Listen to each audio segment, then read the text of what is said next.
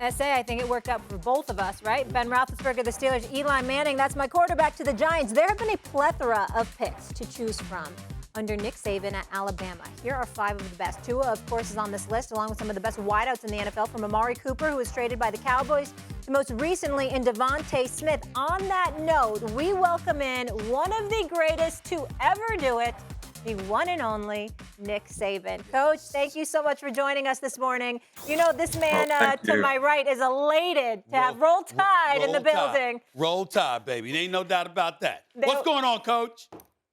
Not much. You are so kind with your introduction. I appreciate it. Thank you. Listen, it's only facts, and I've got more for you, Coach. So since you arrived at Alabama, no other program has sent more players to the NFL.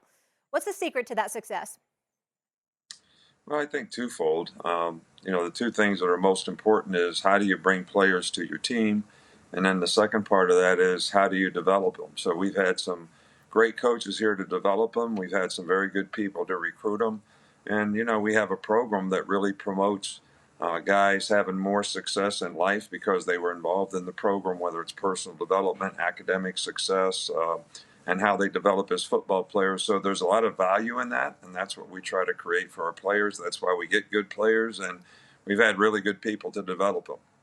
I do believe you. I'm not doubting that for 1 second, Coach Saban, but I got to ask you this question because, you've been around for a while. You're an elder statesman in this game, but damn it, you look young. You look better than most of us. And then I look at your record, and it's like, what is it, 188 and 25, something like that in 15 years, an 88% winning percentage. And I guess to ask you the question is like, sitting here talking to you, you look like you could be coaching for the next 10 or 15 years, for crying out loud. What's the secret to you? I'm talking about you personally, because you look like you ain't going anywhere anytime soon.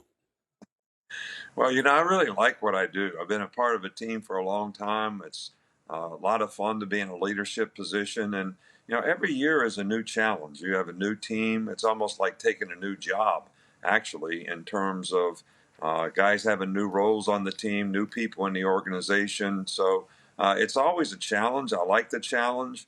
I know most of us, and you're like this too, Stephen, I know you well, is we complain about the grind, but we love the grind too, and the grind is what keeps us going. So that's kind of how I feel about it, and really enjoy doing it, and look forward to next season being a tremendous challenge as well.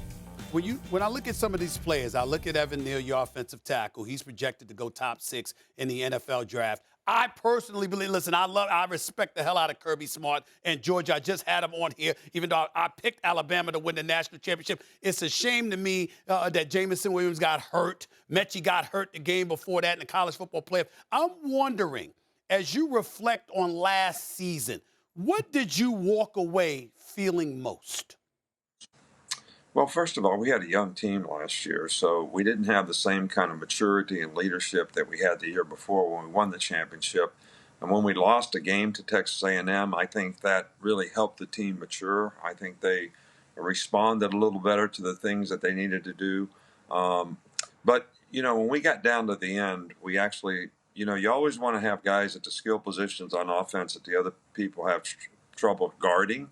And then you always want to have 2 corners that can guard their guys. Well, unfortunately for us, at the end of the season, we lost both corners. We lost our 2 best wide receivers, Mechie and J-Mo. And that kind of changed the game for us. And I think it changed the game in a national championship game, too. Look, Georgia had a great team. They had a great defensive team. Kirby does a great job there.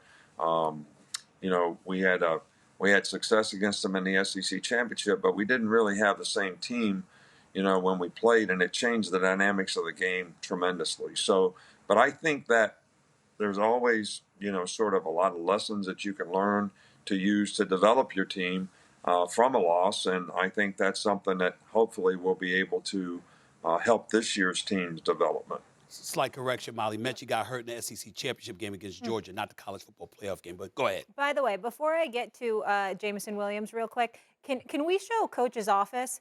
Oh, it's We a need to pull beautiful them. office. So, Stephen A., I just want you to know there are levels to this. There okay? are levels Do you to this, see and that? I'm not on it. Stephen A.'s got a seating area. You see that desk? See all that work? Right. Well, Yeah. I had the pleasure of sitting in the office with Nick Saban. He invited me down, so I know heard that you office gave a very, great very well. speech. It was an honor, But go Great ahead. Yeah, I heard. speech. Was it a great speech, Coach? Great speech. Okay. Yes. Yeah, Yes, ma'am. of course. Go ahead. I'd expect nothing less Go from you. Thanks for watching ESPN on YouTube. For live streaming sports and premium content, subscribe to ESPN Plus.